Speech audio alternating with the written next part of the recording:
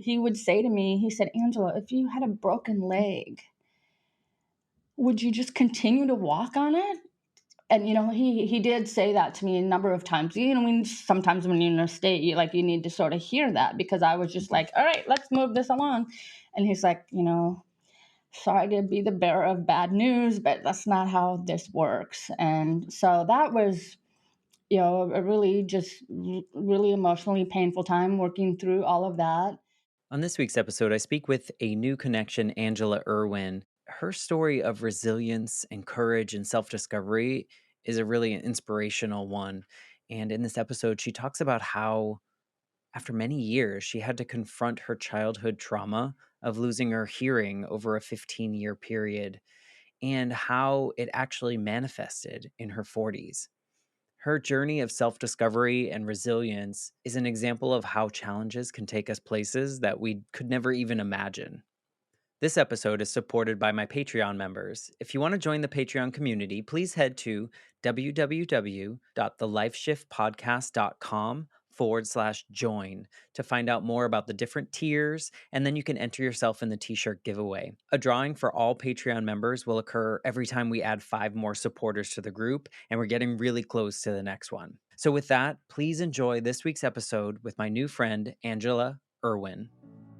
I'm Matt Gilhooly, and this is The Life Shift, candid conversations about the pivotal moments that have changed lives forever.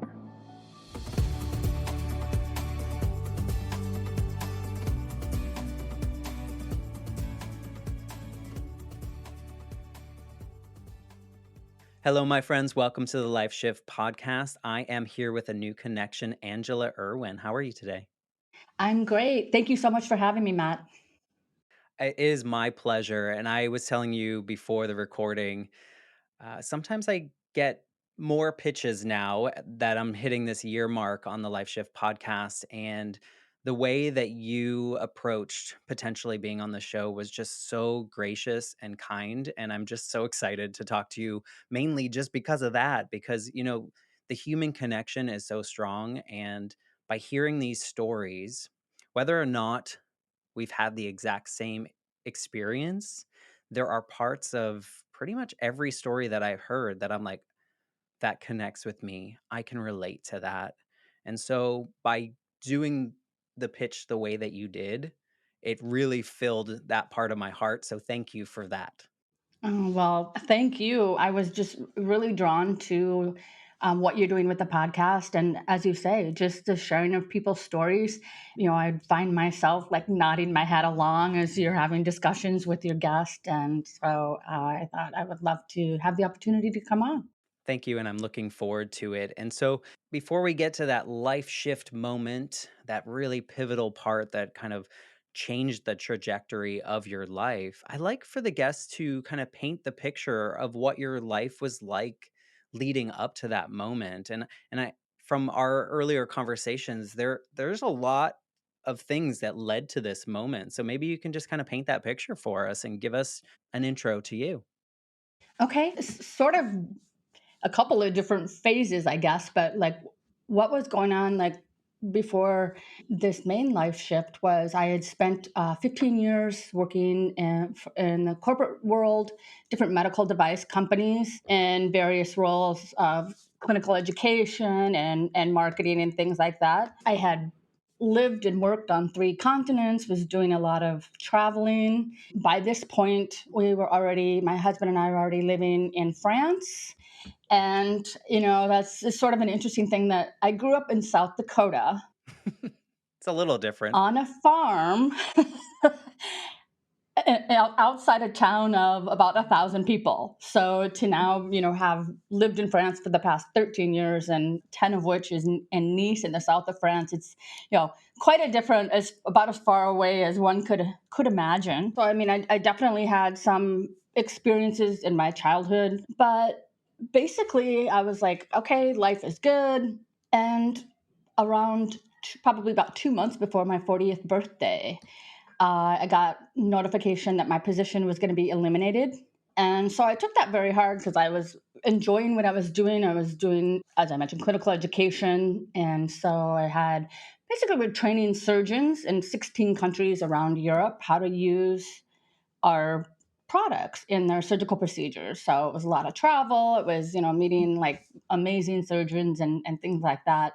But I will say that probably for a couple of years leading up to that moment, there was something just deep within that was like this whisper of there's something else you're supposed to be doing. But I never, really took the time to think about that or what would that look like or pursue that in any way because you're busy and work. And when that happened, when my job was eliminated, it hurt at the time for sure. But now looking back, it really was a blessing because I don't think I would have on my own volition because you're making a nice income and you're traveling and these perks. I don't think I highly doubt I would have walked away from that. There's something to be said. I've talked to a lot of people about this particular concept that society has like kind of ingrained in us that a good job, lots of money, lots of perks, that should, quote unquote, should fulfill us.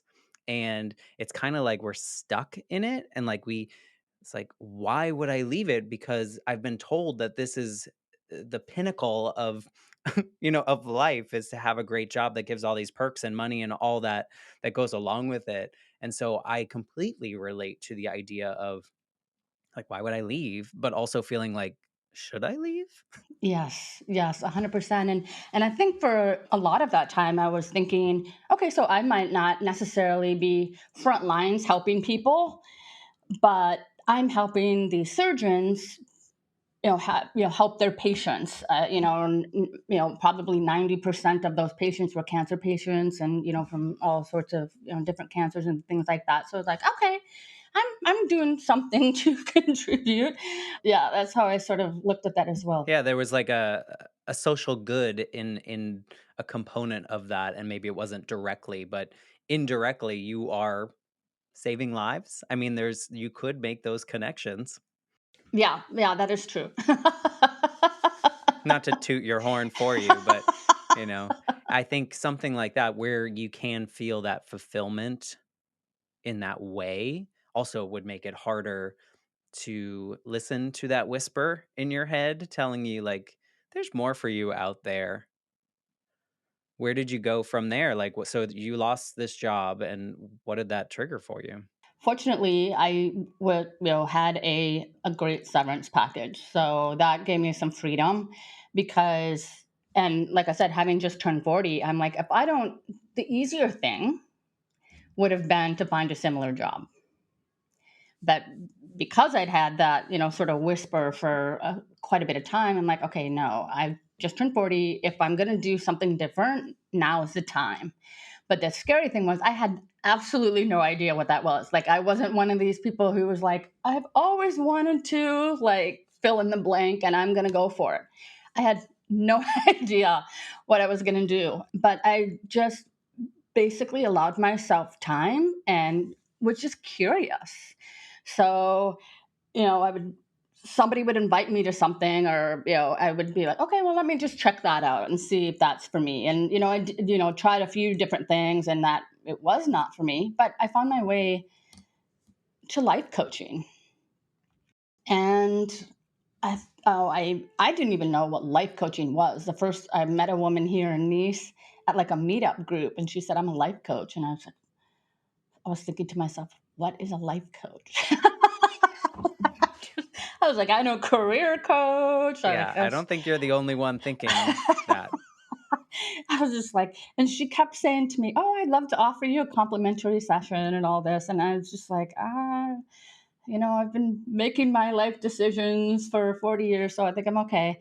But one day she's like, well, let's just have lunch. And we had lunch, and she was just asking me a series of questions and just really interested. And then, after a while, she sort of just sat back and crossed her arms and smiled at me. And I'm like, what? I don't get it. What's going on? And she's like, that's what a life coaching session is like. And I just remember going, wow, that was really helpful because there was moments of clarity. Like she's, helping me sort of find some clarity around in this time where I was like, I don't know what it is that I'm looking for. Yeah, it's so interesting how the one decision to pursue something different, even having no idea what it was. I could not have imagined a sequence of events that have come into place since then, but including probably the most emotionally painful time of my entire life. But without going through that, I wouldn't be where I am right now and really feel like I've uncovered my life's purpose, which is interesting because it involves the thing that I have felt deep shame about and wished that I could, for the majority of my life, wished that I could change, now ends up being the thing that's allowing me to, really serve a purpose. So, I you just like hinted at two moments and I'm like, where do I go next? Because I think one informs the other, but one exposed the other. So, I would imagine I think I'd like to hear this emotional this part that was really hard because I think people listening can really relate to that. And then if we go back to that earlier moment that informed that, I think it explains some things as well. So you got into life coaching and you were doing that, but then you said it kind of brought you to this really emotional, hard part of your life. What was that lead up to that? Once I discovered, I'm like, okay, this is so interesting. I can really help people. I can help people. And so I found a program that I wanted to join. I signed up for a year-long life coaching certification, and it was also how to set up an online business. So this is 2016. So, this was a bit ago. And about 3 months into the year, I was in what I now what I now call shutdown. I didn't want to get up. I wasn't functioning well. I didn't know why. And I've always been very productive, like, get more done by 9 a.m. than most people in a day, sort of a person. So it was so disorienting. And, just I was so disoriented and I couldn't understand, what are you doing? Like, why just do what you need to do? And what I didn't realize for probably another 9 months was that I was experiencing depression for the first time. But I didn't know that that's what it was.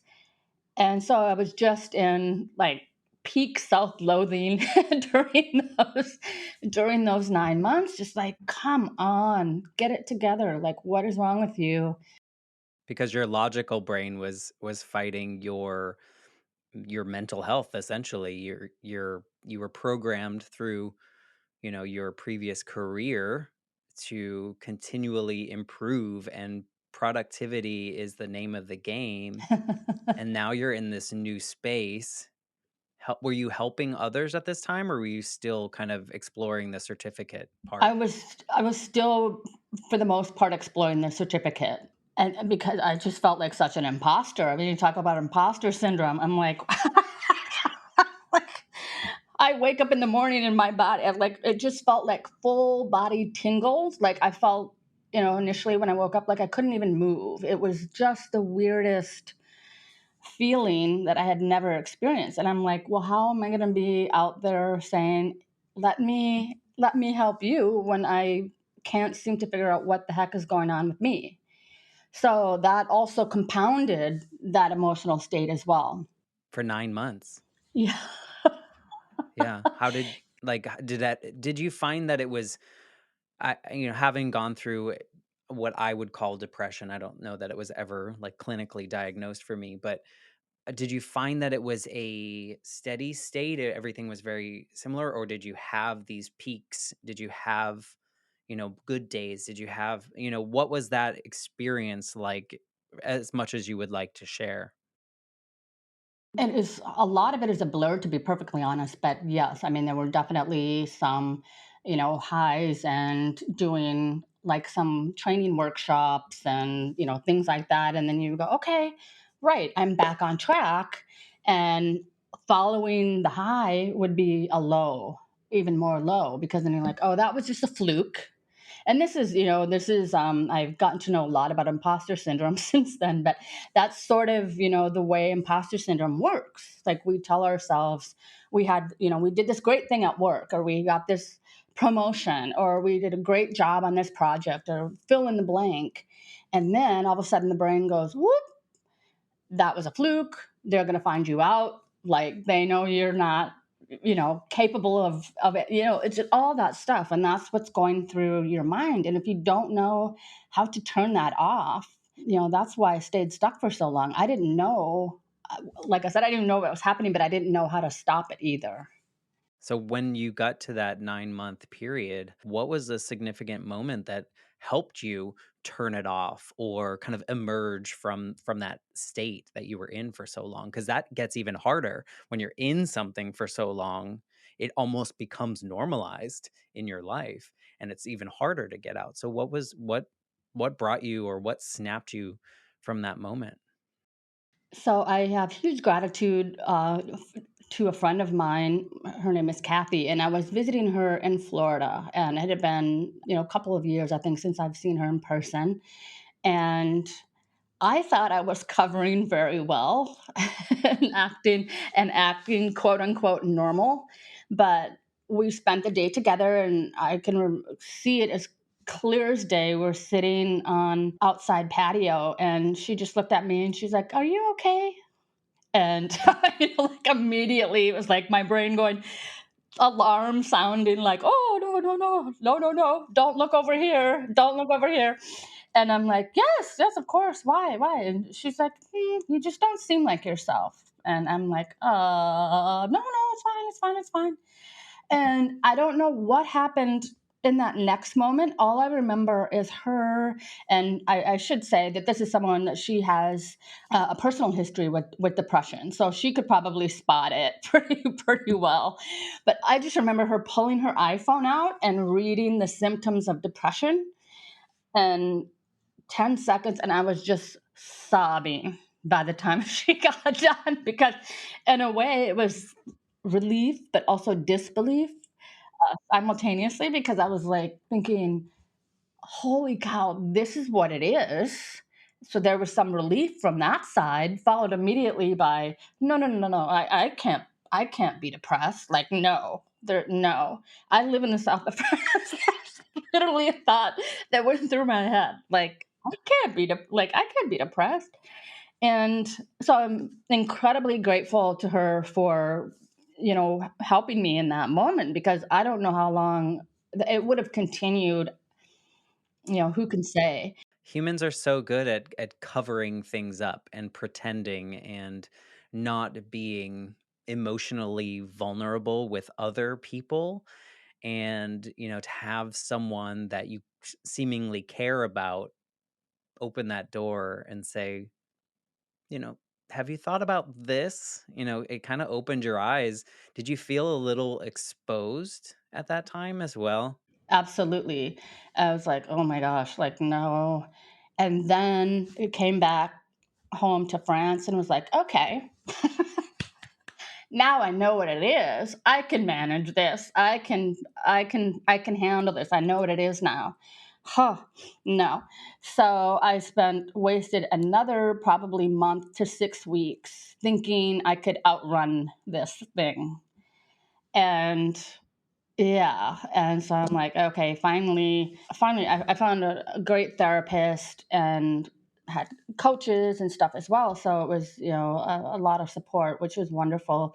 But what the therapist was very quickly able to uncover was, so the idea of this building your online business.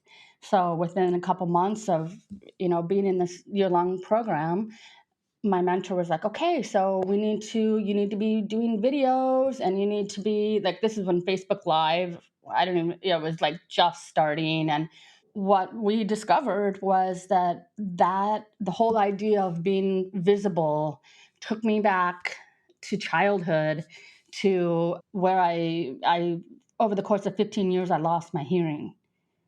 And when you lose your hearing, so I was born with normal hearing. In kindergarten, when we got our hearing tested at the start of the school year. Everything was fine. First grade, they said, oh, looks like she might have a mild hearing loss. And of course, my parents are stunned. We don't have hearing loss in the family or anything like that. And so they took me to a professional and says, yes, looks like she does have a mild hearing loss, but don't worry, this sort of thing at her age, that won't progress. It'll, but we'll just monitor it every year and just keep an eye on it. Famous last words, because I slowly lost my hearing completely over the course of the next 15 years. Like I said, when that happens, when you lose your hearing, your speech starts to change, which is so bizarre when you think about it, because I already knew how to talk. But without having that feedback, your voice starts to change. And so by the time I was in junior high or even sixth grade, when I would meet new people for the first time, they would say, why do you talk funny? Why do you sound like that? So that little girl learned very quickly, keep your mouth shut, stay in the background, and you'll be safe. And so here we are, decades later. And I said to him, I just remember saying to my therapist, this can't be it, is it? And, it was sort of just like, and he's like, no, that's how trauma works. And I'll just use, small t trauma. But he said, your body remembers, and at a cellular level, your body remembers different feelings and different emotions. So it doesn't have the ability to differentiate between that terrified little girl, talk about being found out, because I didn't, in the course of that 15 years of losing my hearing, I never wanted to talk about it.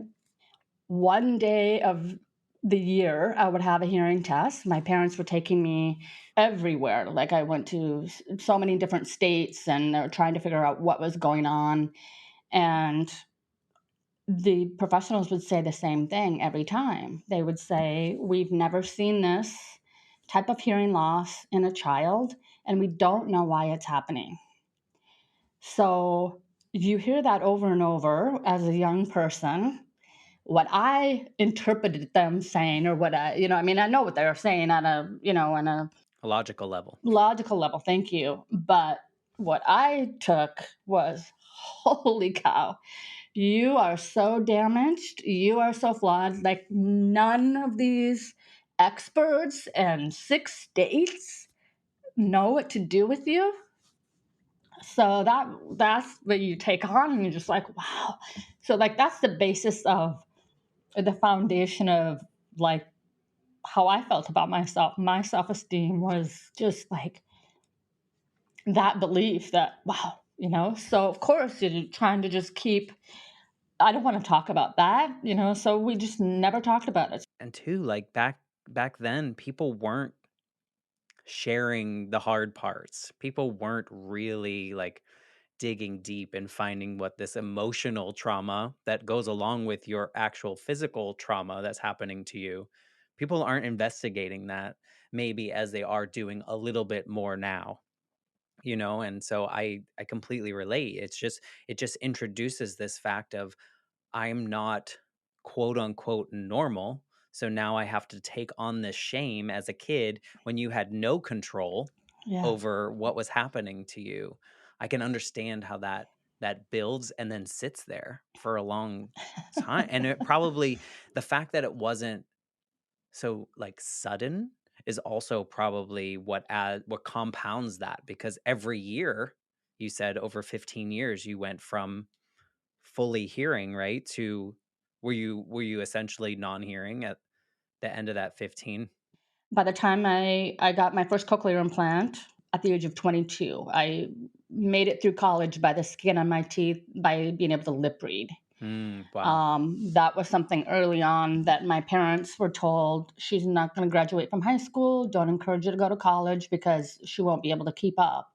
And so that actually, and my parents didn't know that I knew that they had been told that. That's one of the things of a small town. One of my classmates told me that. Oh, wow. Yeah.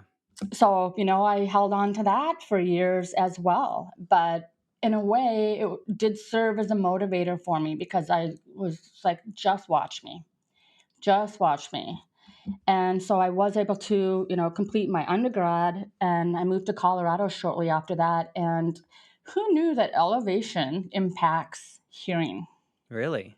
Yes. So I did not. within, yeah, me either.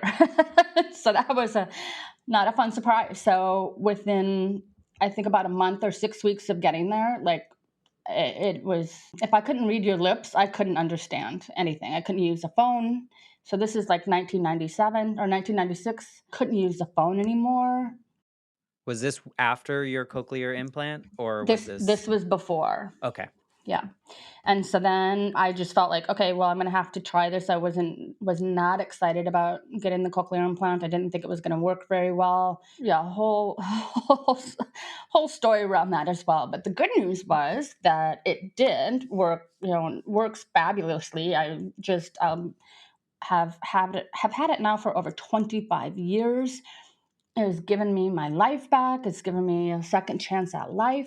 And so I thought at that point, all that stuff from childhood and all that, I just was like, oh, that's done and over.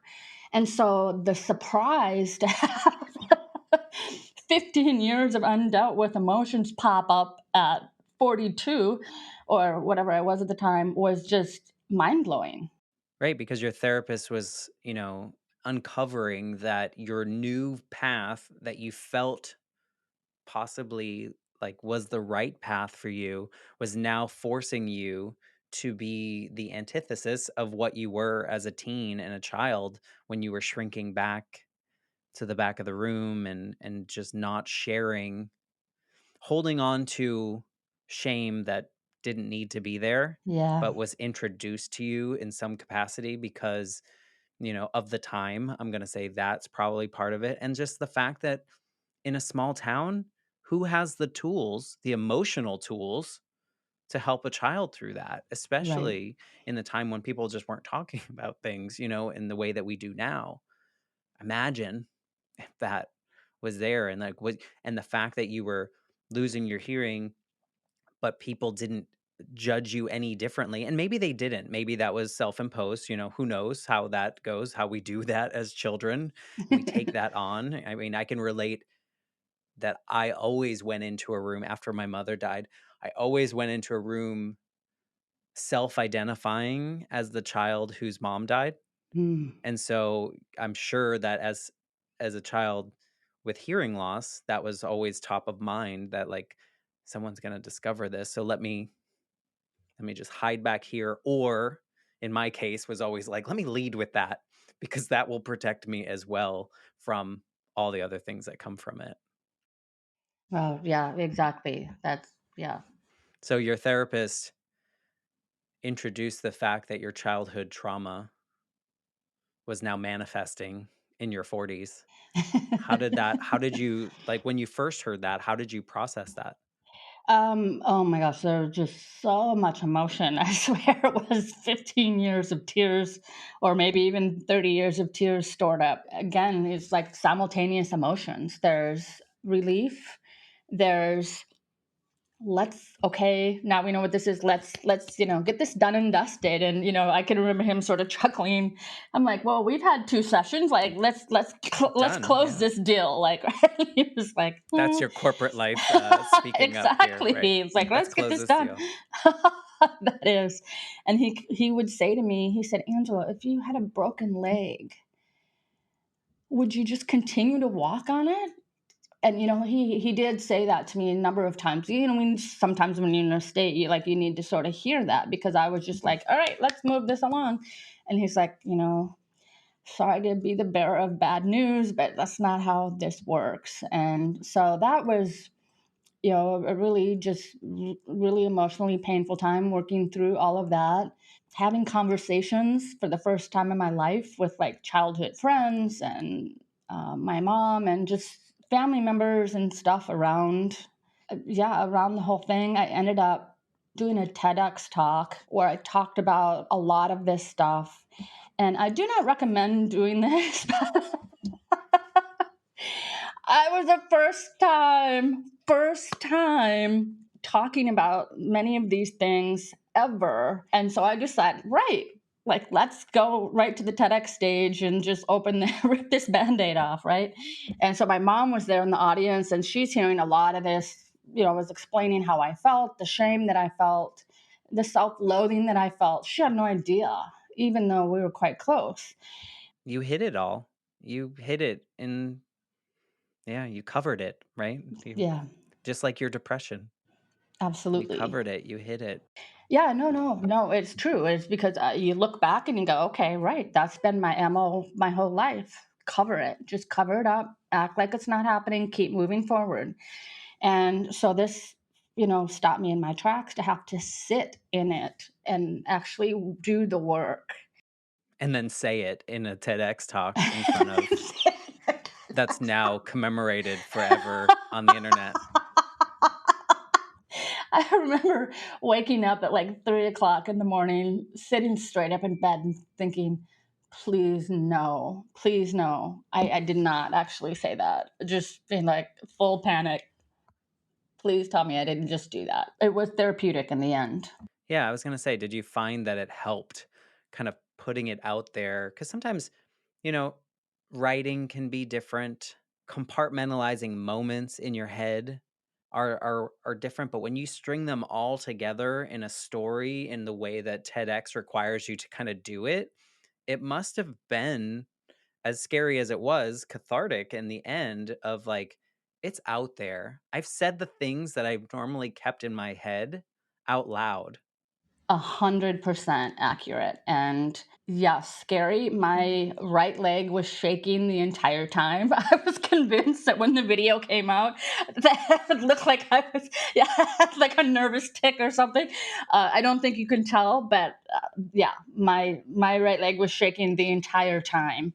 But you're absolutely right. It was like, okay, wow, okay, that's out there, and you can sort of release some level of the story and of the emotions. And had I not, I ended up, pivoting my life coaching focus based on going through that experience, because I didn't realize we could change the way that we feel about ourselves, that our self-esteem or our self-worth or whatever you want to call it is formed in childhood, in those years, usually around 6 to 9 years old. And until it's ever looked at some point in life, and most people never even evaluate what is it that I truly believe about myself. Well, as I was sharing, my belief was I was so flawed and broken, and I just needed to keep moving fast and not let anybody see that. Probably why you were so successful in the corporate world. Yeah, Push, I push, agree push, with that. prove, Yeah, prove, prove. yeah, yes. So that very much served its purpose in that environment. And so when I was like, oh my gosh, we can change the way we feel about ourselves, so we can have that self-compassion, we can comfort that little girl, all of these different things. And I was like, okay, this is what I want to help people with. I want to, so I pivoted just from like general life coaching more into confidence coaching, which, what I really spend most of the time, or the majority of time, on with my clients is around the self-acceptance, the self-compassion, the turning down the negative self-talk that we all do, getting them into action mode, because when we really, that's where confidence comes from, is actually taking action. We think that, oh, I'll feel confident once I get the promotion, lose the weight, find the partner, fill in the blank. And it doesn't work that way. We have to be compassionate with ourselves and just take action, put ourselves out there, a little, one step at a time, but at least we're in forward motion. And that really helps. The self-compassion part is so important around building resiliency, because we're not aiming for perfection. We're just saying, like, take a step, and then the next step, and the next step, and whatever that is, in whatever area of your life, whether it's relationships or parenting or in your job, we're just trying to have that forward movement. And life is life, right? It doesn't always go the way we hope, but the goal is to not stay stuck. And so when we do have a setback, we're able to bounce back much quicker. Our resiliency muscle is really, it's driven by self-compassion. We're like, okay, shoot, that didn't go the way I wanted. Now what can I learn from this? What can I do different next time? All right, let's go again, sort of a thing. So that's what my self-talk sounds like, more these days than just the brutal self-loathing and beating up of myself during that time. Do you think that, I mean, I would imagine you see this in your clients, is that the first, or like one of the first steps is really this self-awareness of like where we are and what we are, and not the stories we've told ourselves, not what we've allowed society to tell us that we are. Even in your journey, it's like you have these little moments, and it's like, not little. You have these big moments in your life that have really pushed you in certain directions, right? Like the cochlear implant pushed you to probably like, okay, now I can do even more than what people said I couldn't do. And then your job going away pushed you to be like, oh, now I have to figure out like, society was pushing me along, right? I was just being successful. I need to show everyone, I can prove them wrong. That was my motive when I was when I was a kid. Like, you're gonna fall apart. Your mom's dead. Like, but I was like, well, no, I'm gonna be the best student. I'm gonna get this. I'm gonna get, and just kind of moving through it. And then at one point I was like, no. So that was kind of like your job going away is like, oh, now I need to figure out what I want to do. So then you're like in this avenue of like, okay, this is right. But then you realize that you needed to figure out you were depressed, which then triggered the therapist, which then reminded you of your childhood, which then made you do the TED Talk. And the TED Talk feels like that's the moment that has shifted you into the space that you're in now, into this, like, you let it out and you realize, oh, wait a second, I can love myself. I'm allowed to do this. Maybe I can help other people do it now that I've done it. Would that be a did I paint it somewhat close? Perfectly close. That's a very vivid, whatever iPhone 12 vivid photo. I just feel like it's so interesting, listening to your story. I can't tell you what your life is like, but listening to your story, it feels like the fact that you forced yourself, in whatever way that was, to publicly share your story out loud for everyone to hear, including the people most close to you, was really the most freeing part of your journey thus far, and kind of aligns with why I even have the Life Shift podcast to begin with. Is like the power of sharing our story, one, can do so much for ourselves, right, in that moment when we're doing it, but also the people listening to it. And curious on my sense, did you have a conversation with your mother after you did that TED Talk? Did you guys get to talk about that?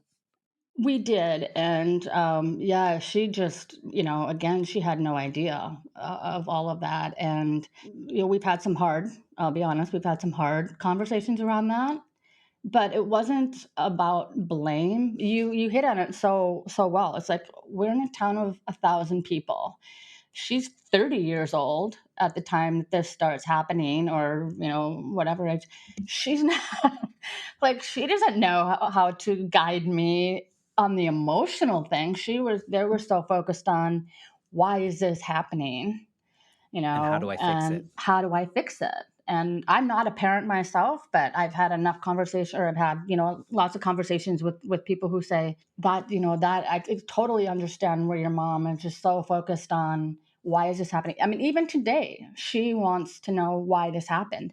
And I have let that go even before all this started happening. Probably around the time I turned 30, I was just like, It happened. we don't know. Yeah, it happened. And what's the point?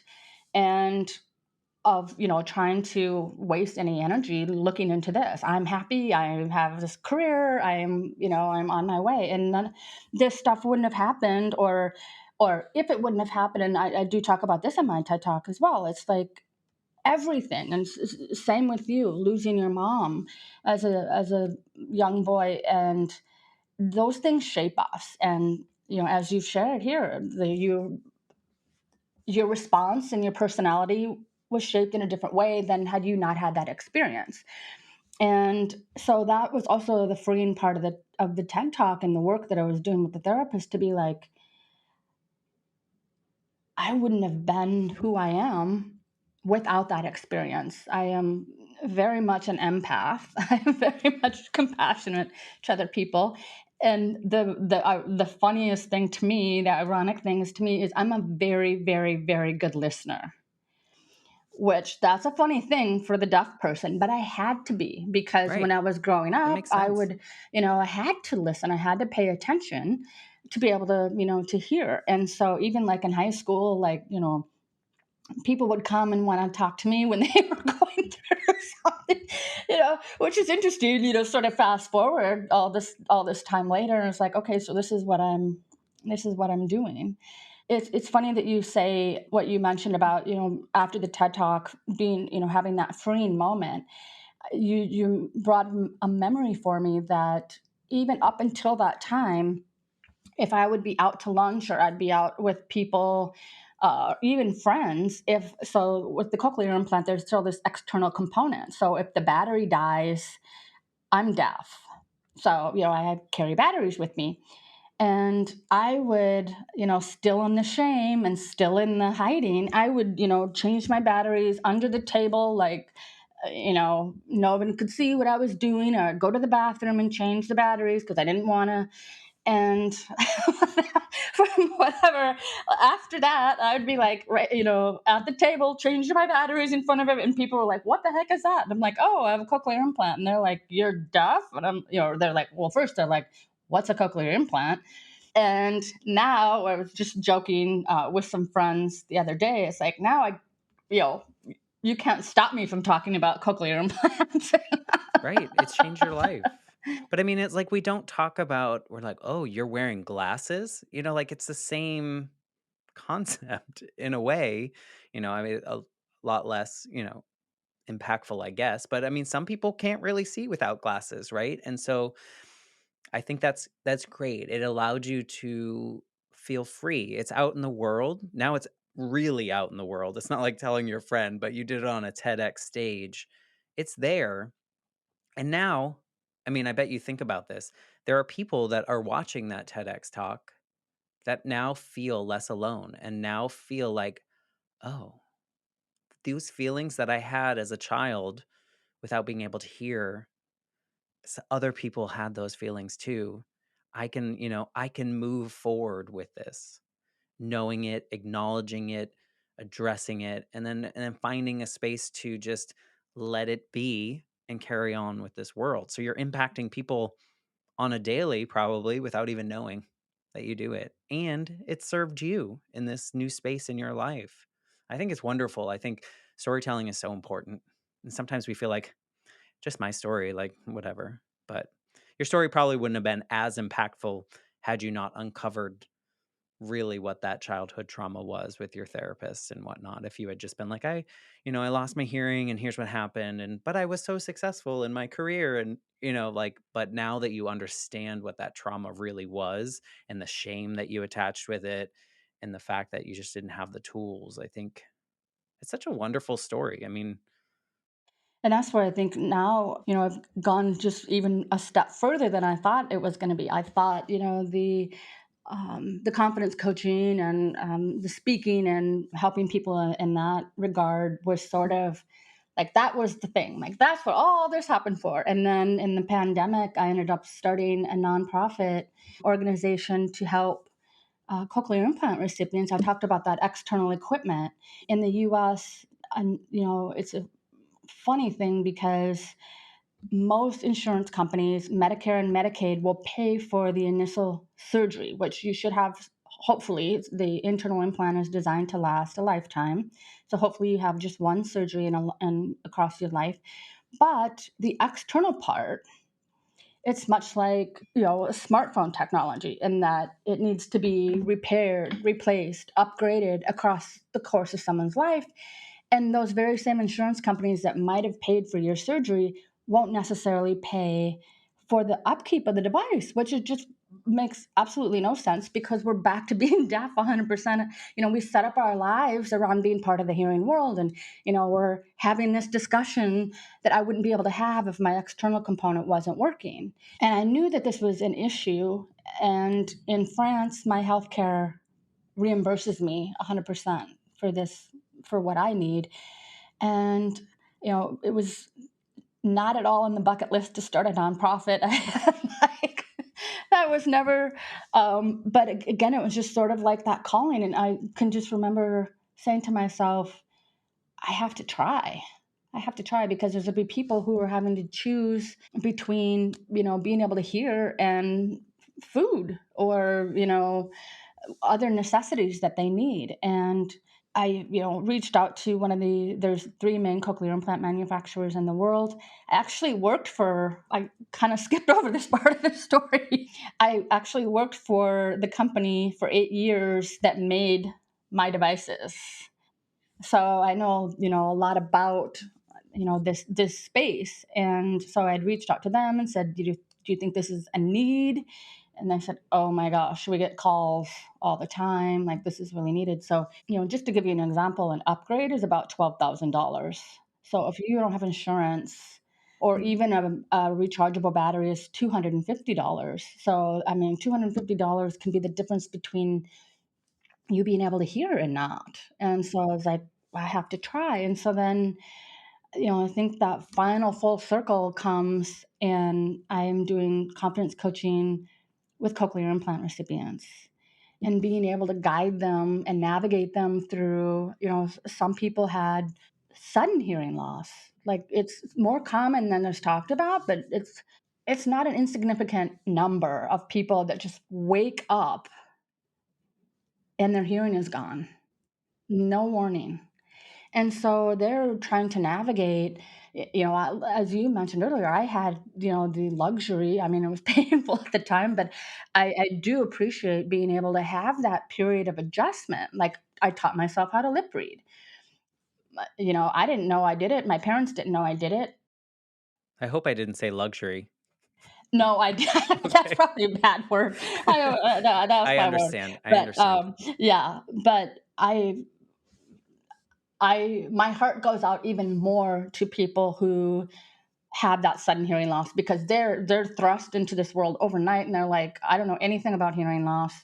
What's a cochlear implant? Hearing aid? What? Like, they're just, and Right, then and they're the scared. process, they're terrified, and they're like, is this my life now? So there's this whole grief process that we're working through as well. And so it's so interesting to me to now be able to be the one providing some of that emotional support and helping people navigate how, acclimating to life with a cochlear implant. I mean, it's just as simple as stuff as like, what do you say to people? Like, if you go back to work and now you're wearing this thing on your head, what do you say to people? And so that's some of the stuff we, will write out like scripts. It's like, okay, because it just helps them to sort of, take this overwhelming, I don't know how to explain it. I mean, that's the other thing too, is like, if everyone knew what a cochlear implant was, that would take away like half of it. But people are like, I don't get it. Or then they think, but you had surgery, so now you hear perfectly, and I don't understand all this other. And it doesn't work that way either. Like, we still have hearing loss. It's very, very good, but it's not normal hearing. And it does take an adjustment period for your brain to be able to decipher and hear in this new manner. So, that's another pressure that people face when, after they get, their implant, is they're trying to figure out, okay, what is this sound? And people are like, yeah, but you had the surgery, you should be hearing 100%. So there's not a level of passion, compassion and patience. And so that, just something that I can, help them navigate that part, help them build their confidence back up. This doesn't have to be all that you are. You still have all these other, all of these other attributes of yourself, that we want to bring back to the surface. So it's been just amazing to be able to do that. Yeah, what a journey that, for so long you didn't that wasn't like a public part of your, I mean, it was, but it wasn't something you wanted to talk about actively. And now you're helping people lean into talking about it, lean into helping others understand where they're coming from now in this newer journey for them, and how they can operate in the hearing world in the same way that people with no hearing loss can do. I mean, it's just fascinating to see this journey for you of like, and maybe I'm just like reading into this a lot, but like for so long you were kind of running from it in a way that you were trying to perform at the tip top, gonna be great, gonna, travel all around the world and be successful in these careers, make a ton of money. And then like you were kind of forced, like someone slammed on the brakes and you were forced to go, let's unpack this a little bit. And you had this 9+ months of deep despair, which was probably that inner child, like, eh, deal with me, like, acknowledge me, acknowledge this is who you are. This is a core component of like your journey, and how can you use it? And then you like uncover, it's amazing that you're now in this space of like helping others not have to face some of the hard parts of your life.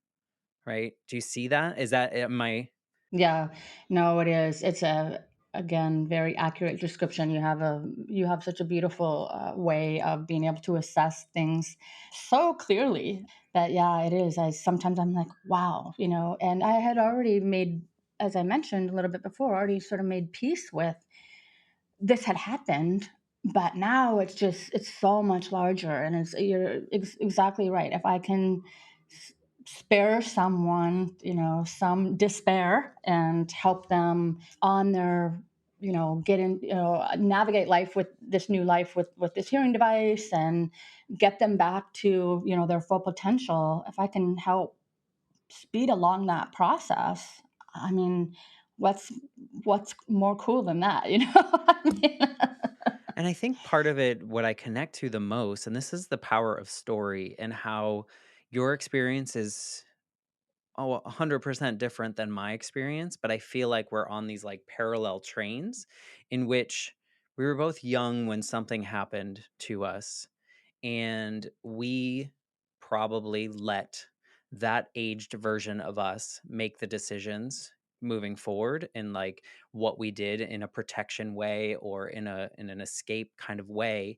And then at some point we were introduced to the fact that we were doing that, and that's when our life kind of went into the more authentic, aware space in which we can do what we do. Here, I create this so that I can have these conversations and people can share their stories to feel like we do.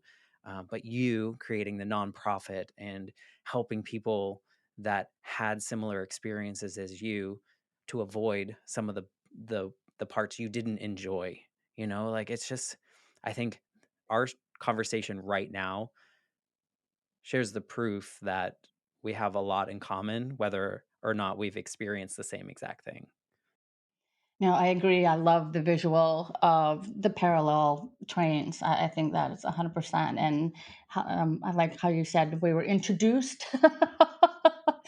Hey, this awareness, but what a life changing awareness. And I absolutely, with the authenticity part, that was not part of my corporate persona, let's just say. It was always sort of, again, because it comes back to that shame or that the hiding part. I can't let anyone get too close. I have great relationships, but looking back, and you may experience this as well. And you're like, okay, I was not vulnerable. I was not like I was the one was like, okay, tell me your problems, and I won't tell you mine, sort of thing. Let me help you. So I think I've always had sort of that that desire to help Yeah, you're people. doing it. Thank You're you. you're doing it, and you're so inspiring. And I like to kind of wrap up these conversations with a question, and I'm wondering who I'd want this version of Angela to go back and talk to. And I almost wonder if you could go back to that first grade, second grade version of you and give her some advice or tell her something or just be there. Is there anything that you think would serve her well? I think I would go to around the 6th grade, 7th grade age of her, and because that's when, like I said, the speech really started to be noticeable, and some people would make fun of it, sort of mimic. Actually, it was the if you remember the Charlie Brown cartoons, the teacher, whenever the teacher would talk, it would be blah, blah, blah, blah, blah. That's what, one boy in particular really liked to do whenever he heard me speaking. And, you just want the ground to open up and swallow you. So I think it would be, yeah, for her, just keep going. Just keep going. It's going to work out in ways you could never have imagined. Just keep going.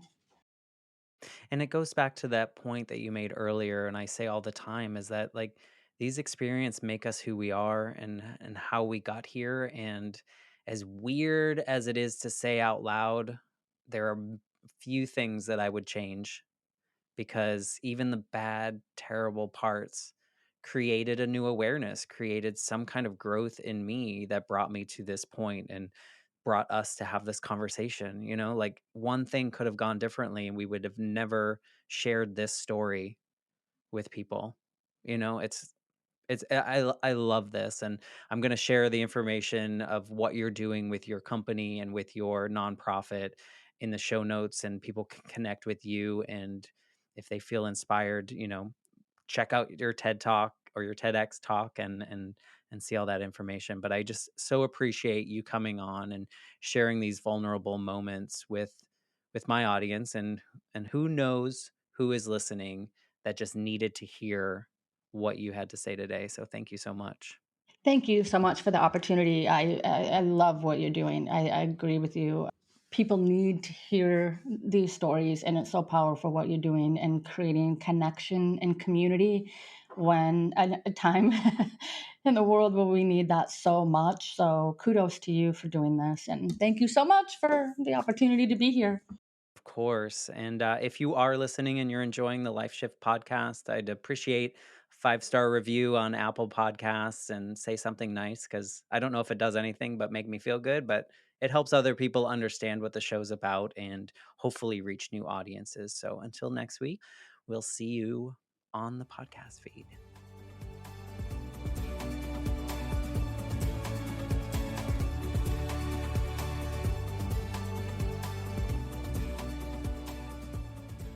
For more information, please visit www.thelifeshiftpodcast.com.